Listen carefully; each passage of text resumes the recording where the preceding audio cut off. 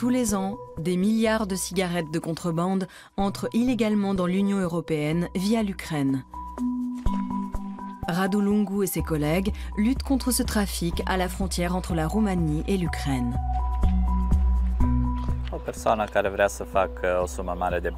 Ces gens cherchent surtout à gagner beaucoup d'argent en très peu de temps. Ils n'ont aucun scrupule. Roman fait partie d'un réseau de contrebandiers. Il est ukrainien et a déjà été arrêté à plusieurs reprises. Mais cela ne le décourage pas. La contrebande, c'est son gagne-pain. Je ne dis pas que je suis un héros, mais je ne me considère pas non plus comme un criminel.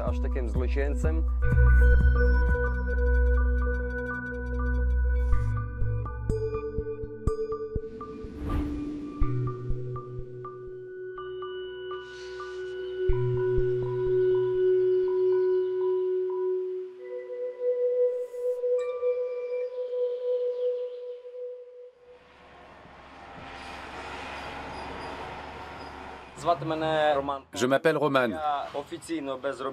Officiellement, je suis sans emploi, mais en réalité, je fais partie d'une bande de contrebandiers qui organise un trafic de cigarettes à la frontière. Roman a 31 ans et vit dans les Carpates ukrainiennes, à la frontière roumaine, aux portes de l'Union européenne. Depuis 6 ans, il fait de la contrebande. Avant cela, il enchaînait les petits boulots.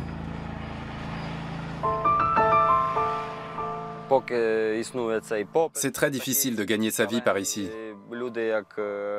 Aussi longtemps qu'il y aura de la demande, la contrebande attirera les gens comme des mouches. Personne ne résiste à l'appât du gain.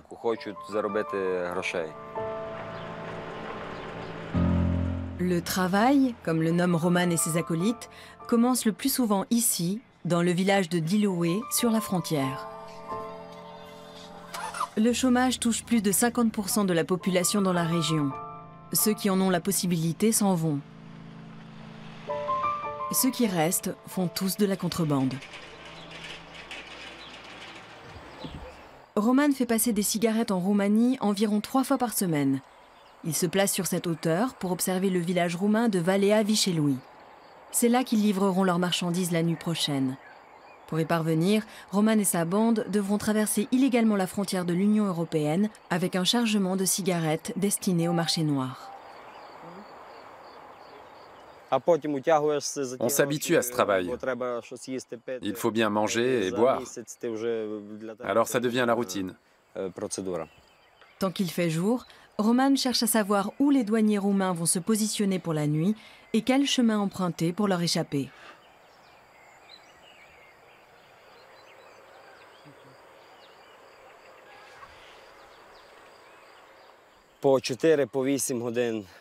On peut passer entre 4 et 8 heures avec nos jumelles, juste à observer qui fait quoi et à évaluer les dangers potentiels. On est en contact avec le groupe qui se trouve en face et on se tient informé. Ce soir, les contrebandiers traverseront la Tisa, la rivière qui fait office de frontière. La loi nous interdit de les accompagner et de les filmer. La frontière roumano-ukrainienne ne représente qu'une maigre portion des limites extérieures de l'Union européenne. Au total, ce sont 65 milliards de cigarettes qui sont introduites dans l'Union européenne tous les ans pour un préjudice qui se chiffre à 10 milliards d'euros annuels.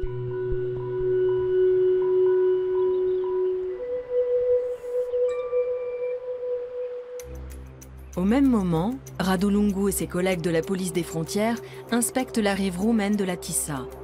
Eux aussi sont sur le qui-vive et à l'affût d'indices concernant la prochaine opération de contrebande. Mais avant tout, ils veulent être vus.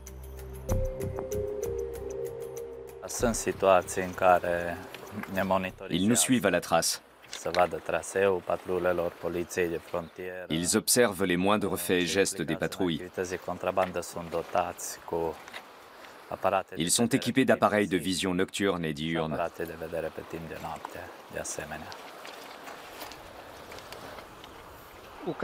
Ce sont surtout des Ukrainiens qui traversent la rivière. Ils prennent des risques énormes.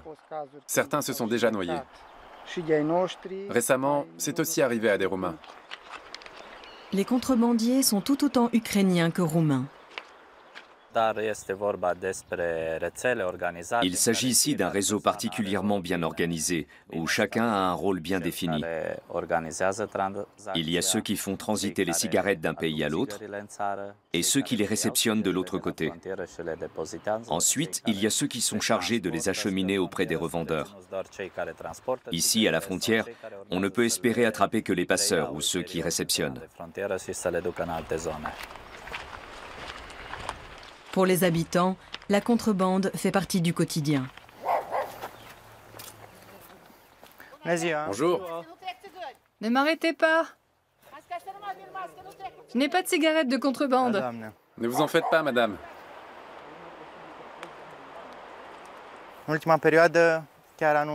Au printemps, on a trouvé 120 cartouches de cigarettes ici même, ce qui représente 60 000 paquets.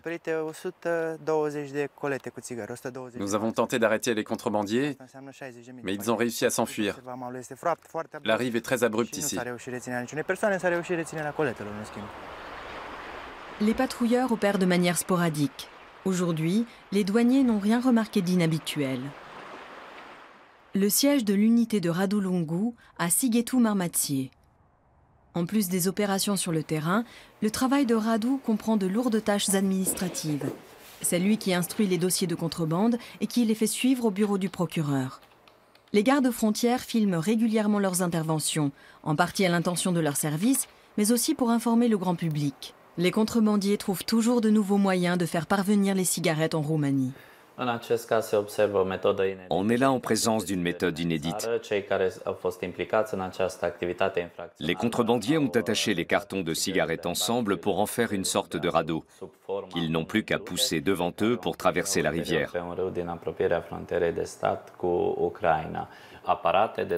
Ils utilisent souvent aussi de petits appareils volants. Les drones transportent les cigarettes jusqu'à l'endroit convenu, puis reviennent en Ukraine. Ici, c'est un cerf-volant qui transporte des cigarettes au-delà de la frontière. Face à l'ingéniosité des contrebandiers, les douaniers peuvent compter sur une aide précieuse, une caméra de vision nocturne financée par l'Union européenne. Ils ont aussi recours à des limiers, mais des prises comme celle-ci ne sont pas légion. À peine 300 l'année passée, sur une zone frontalière de 460 km.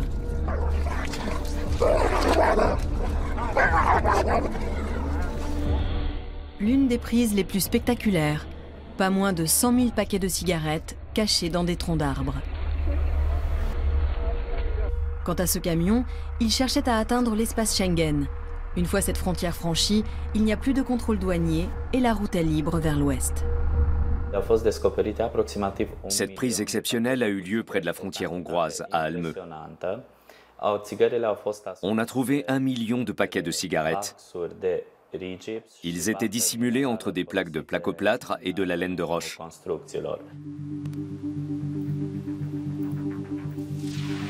De retour en Ukraine, à en croire son président, le pays serait devenu la plaque tournante de la contrebande de cigarettes vers l'Europe.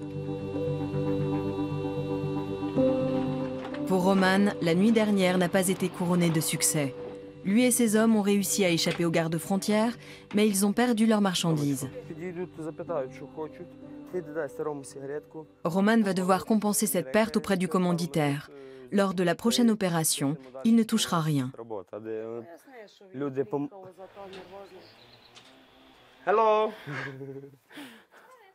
Roman vit chez ses parents avec son amie Ivanka.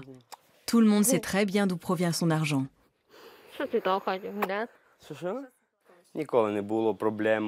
Ma famille sait comment je gagne ma vie. Au début, ils se faisaient du souci parce que je ne rentrais qu'au petit matin, trempé jusqu'aux os. Mais ils ont compris que ce n'était qu'un travail comme un autre. Tout ce qui compte pour un homme, c'est sa famille. Moi, je ne fais ça que pour nourrir ce que j'aime. Sa mère est aide de cuisine et ne gagne que 120 € par mois. Le foyer a aussi besoin des revenus de Roman. Hier soir, ça a failli chauffer à nouveau. Ils nous ont tendu une embuscade et on a eu droit à des tirs de sommation. Oh mon Dieu. Mais on est parti si vite qu'ils n'ont rien pu faire. Je veux pas les détails. Je suis au bord de la crise cardiaque.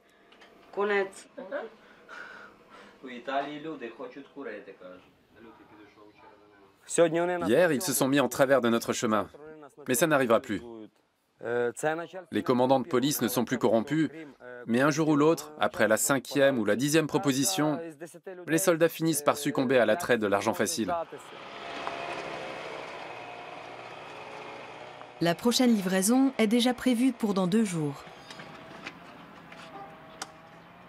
Roman tient à rester en forme pour son travail. On doit être solide et aussi résistant que les gars des unités spéciales. On est amené à faire des choses que les gens normaux ne peuvent même pas s'imaginer.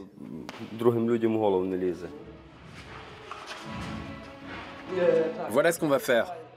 Gauche, droite, uppercut, gauche. Un jour, la rivière était en crue. Un tronc m'a percuté la jambe et m'a retenu 40 secondes sous l'eau. Il n'y avait personne pour m'aider. J'ai failli mourir. J'ai avalé beaucoup d'eau, puis j'ai toussé bien fort et j'ai tout vomi. J'ai hurlé et j'aurais été ravi à ce moment-là que les douaniers me trouvent. Roman n'a jamais fait de prison. Ce n'est pas le cas de son parrain Ivan, qui a été arrêté après la mort d'un commandant de la police des frontières.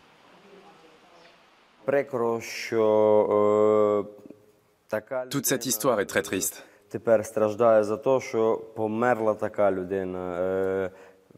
Cet homme est mort. Il était le commandant de la police des frontières à Diloé et a été renversé par mon parrain. Tout ce que je sais, c'est que mon parrain était au volant et qu'il a percuté le commandant. C'est triste. Je ne veux pas de ce genre de choses. Il est en détention provisoire et je n'ai plus le droit de le voir. C'est lui qui m'a fait entrer dans ce milieu. Il m'a tout appris et m'a donné la chance de pouvoir gagner ma vie.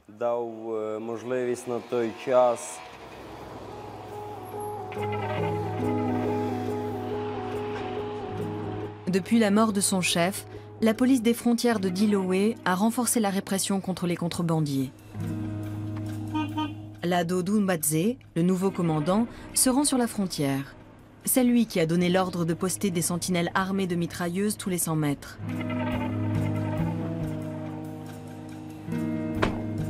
On a aussi clôturé la frontière à Diloé. 6 kilomètres de fils de fer barbelés ont été posés pour empêcher les contrebandiers de traverser. Mais ces derniers trouvent toujours d'autres moyens d'accéder à la rivière, notamment par ce ruisseau.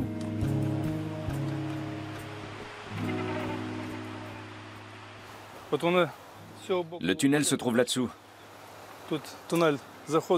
Ils entrent par là et ressortent ici. Ils n'hésitent pas à nager dans ces eaux troubles et boueuses sur des kilomètres. L'installation du fil de fer barbelé n'a pas été du goût de tout le monde dans le village. Les conflits avec le maire sont incessants.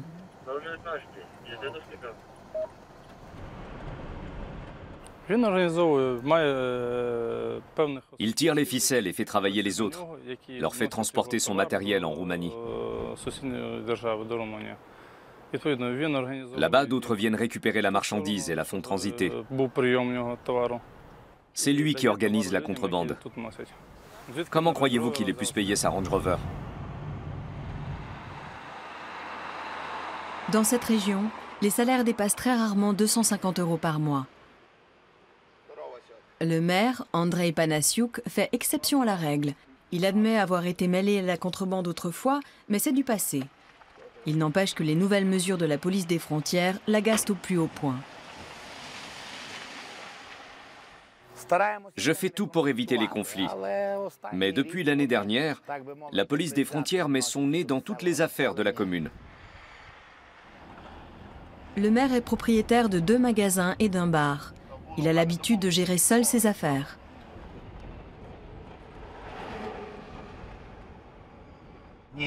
Non, non, non, Mykolaï. La commission va tout faire en bonne et due forme. Ensuite, les tracteurs pourront nettoyer ce que la tempête a laissé.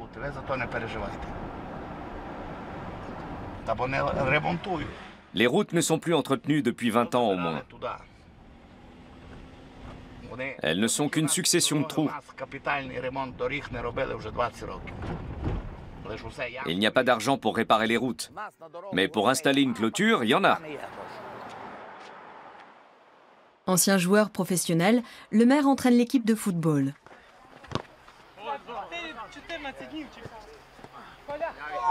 Il ne fait pas mystère de la contrebande qui existe dans son village. Il essaie à sa manière de résoudre les conflits entre les contrebandiers et les douaniers. J'ai proposé de l'argent aux gardes-frontières pour essayer de régler un problème. Ils m'ont entourloupé et ont fait passer ça pour des pots de vin. À l'époque, Andrei Panasiuk avait essayé d'acheter la liberté d'un contrebandier placé en détention. Il avait été condamné pour corruption de fonctionnaires et s'était vu infliger une amende de 450 €. Je ne vois pas où est le mal avec la contrebande de cigarettes. C'est pas comme du trafic de drogue ou d'êtres humains. La contrebande ne nuit pas à l'Ukraine. Elle nuit à la Roumanie et à l'Union européenne. Et dans ce cas, c'est à eux d'installer une clôture, pas à nous.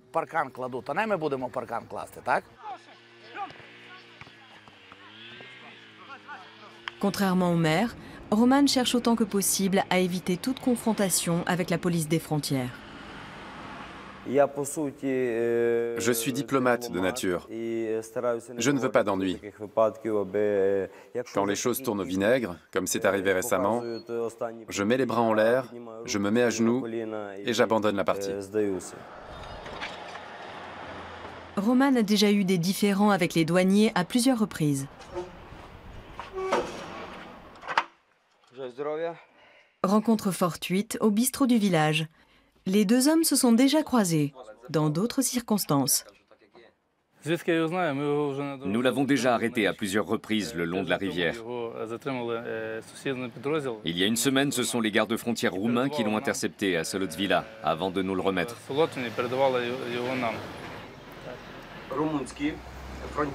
D'habitude, c'est un jeu d'enfant d'éviter les Roumains et de s'en cacher. Ils ne sont pas aussi stratèges que nos douaniers à nous. Roman n'a pas grand-chose à craindre du commandant Doumbadze. En Ukraine, la contrebande n'est qu'une infraction mineure. Il n'encourt guère plus qu'une amende.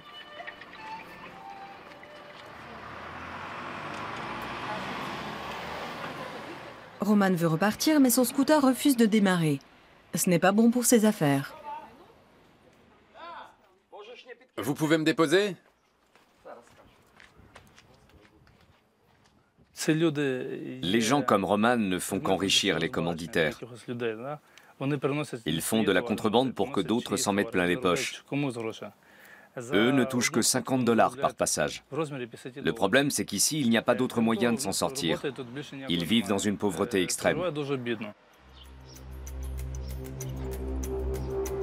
De l'autre côté de la frontière, en Roumanie. Radu Lungu et ses collègues cherchent à intercepter des cigarettes de contrebande qui transiteraient par la Roumanie et la Hongrie.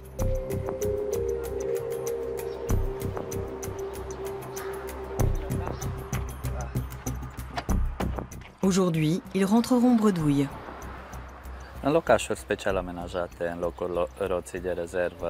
Les cachettes sont de plus en plus sophistiquées.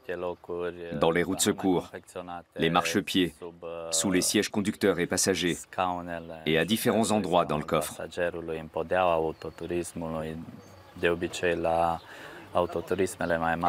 Dans les camionnettes, on trouve parfois des doubles parois.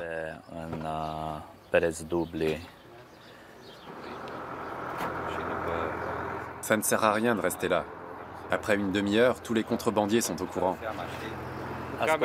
Aujourd'hui, vous avez une mission bien précise, ici et pas ailleurs. Les ordres stricts concernant les zones de contrôle facilitent souvent la tâche des contrebandiers.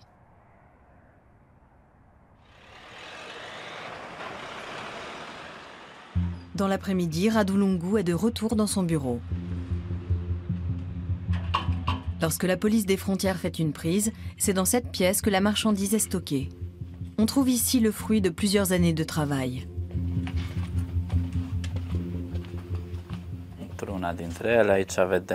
Il y a là une quantité énorme de cigarettes.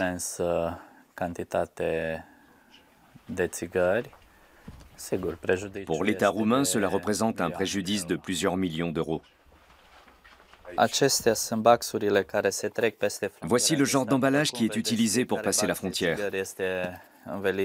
Les cartons de cigarettes sont dissimulés dans un sac en plastique noir, scellé avec du ruban adhésif. Comme ils doivent traverser la Tisa, ils doivent être imperméables pour ne pas abîmer les cigarettes. Un carton pèse 13 kilos. Il contient 20 cartouches, c'est-à-dire 500 paquets. Un contrebandier porte en général 2 ou 3 cartons, mais j'en ai déjà vu un porter 5 cartons à lui seul. L'une des marques de cigarettes les plus en vogue est fabriquée en Russie et en Ukraine. En Ukraine, un paquet de Jinling coûte entre 1,5 et 2 lei. Ici, au marché noir, il peut se revendre jusqu'à 9 lei. De quoi faire un bénéfice énorme, d'environ 400% en un temps record. La Roumanie n'est qu'une zone de transit. Les cigarettes clandestines se destinent à l'Europe entière.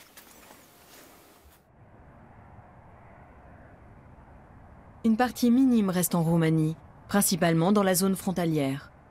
C'est tout à côté du siège de la police des frontières, à Sighetu Marmației dans la rue Vasile Alexandri, que le marché noir de cigarettes bat son plein. La plupart du temps, ce sont des ménagères ordinaires qui y vendent des cigarettes pour la moitié du prix officiel en Roumanie. J'ai cette marque. J'en prends un paquet et un autre de Jinling. Je n'ai que ces deux-là. C'est combien? 18 lei. Environ 2 €.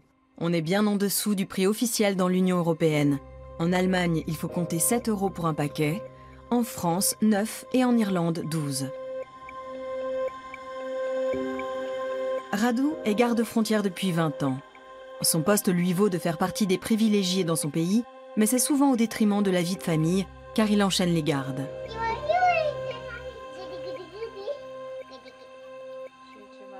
Pour se détendre, Radu se livre à sa passion, la peinture d'icônes. Son épouse ne partage pas forcément les vues strictes de son mari. Les contrebandiers sont manipulés par les véritables instigateurs qui se cachent derrière eux. Ils n'ont pas l'argent pour se procurer de telles quantités de cigarettes. Ils ne sont que des passeurs. En tout cas, c'est mon opinion. La loi, c'est la loi. C'est la même pour tout le monde, riche ou pauvre. Et chacun est responsable de ses actes. La nuit est calme, le bureau de Radu ne signale aucun incident. Le lendemain matin, à seulement quelques kilomètres de là, sur la rive ukrainienne de la Tisa. Le scooter de Roman ne démarre toujours pas. S'il ne parvient pas à le réparer, il ne pourra pas atteindre le lieu de rendez-vous la nuit prochaine. Financièrement, ce serait un coup dur. Le père de Roman est en permission de l'armée ukrainienne, actuellement en guerre. T'as déjà entendu le bruit que ça fait? On pense qu'à se tirer quand ça pète, mais on peut pas. On se jette au sol, on protège sa tête, et ensuite, ça te touche ou pas.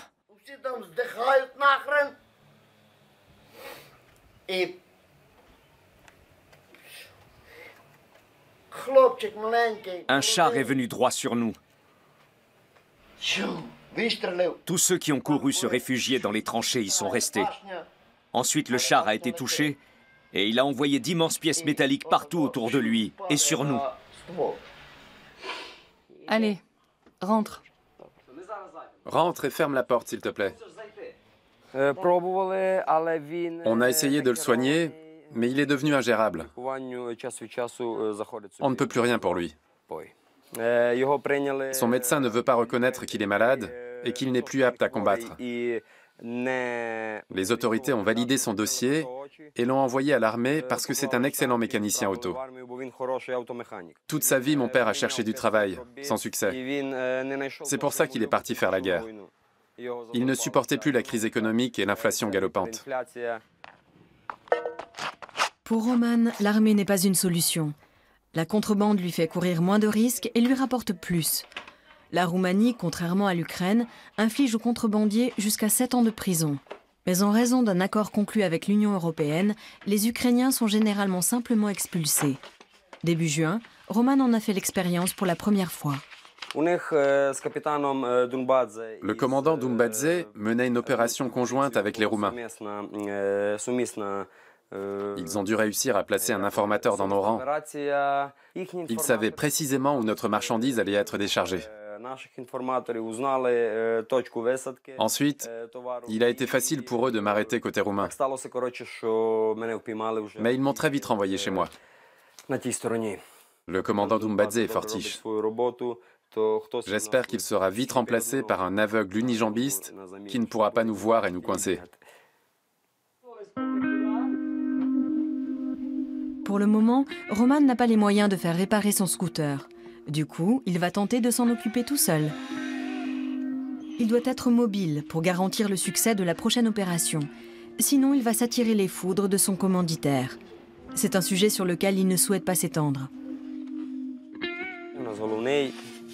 Nous avons un chef. Il nous dit quoi faire et nous, on obéit. Le chef est celui qui fournit les cigarettes. La première tentative de réparation n'est pas un succès. Je vais devoir tout dévisser pour jeter un œil à l'intérieur. Ça va être long, sûrement 3 heures.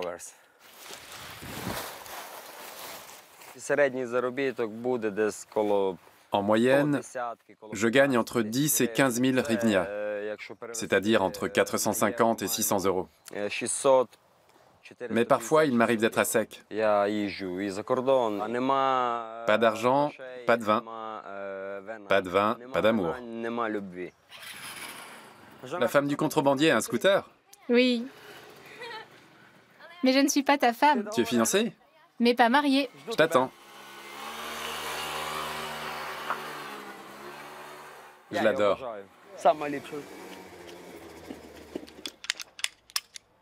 En Roumanie, Radu Lungu et ses collègues se préparent pour la prochaine patrouille.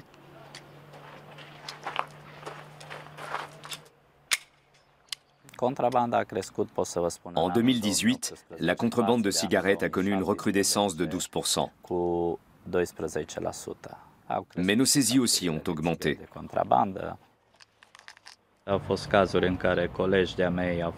Il est arrivé à certains de mes collègues de se faire agresser, de se faire frapper avec divers objets.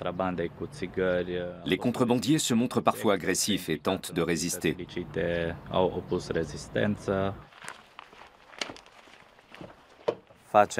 Nous faisons tout notre possible, mais il n'est peut-être pas du seul ressort de la police des frontières que la contrebande s'arrête.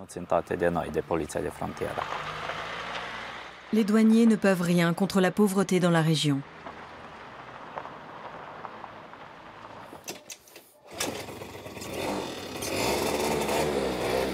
En début de soirée, le scooter de Roman démarre enfin, en route vers la frontière. L'endroit exact lui sera communiqué plus tard.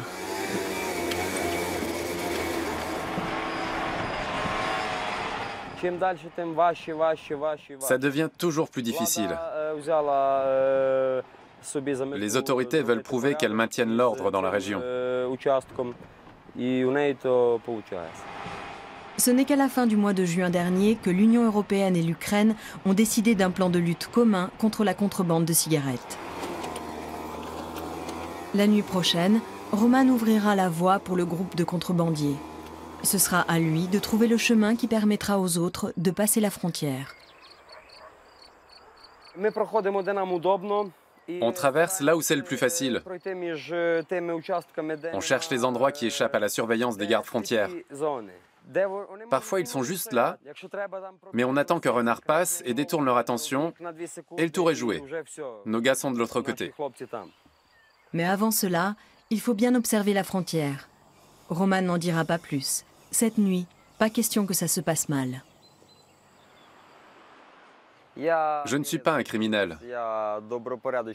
Je me considère comme un citoyen respectueux des lois et pas comme un voyou. Dans l'administration et la politique, on trouve bien pire que moi.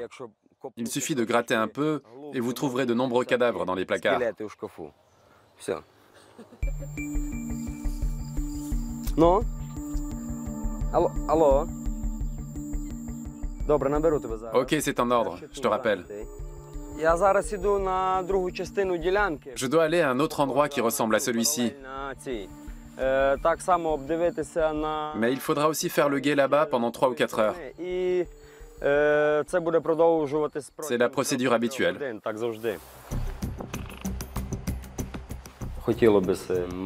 J'adorerais avoir un boulot normal, dans le tourisme par exemple.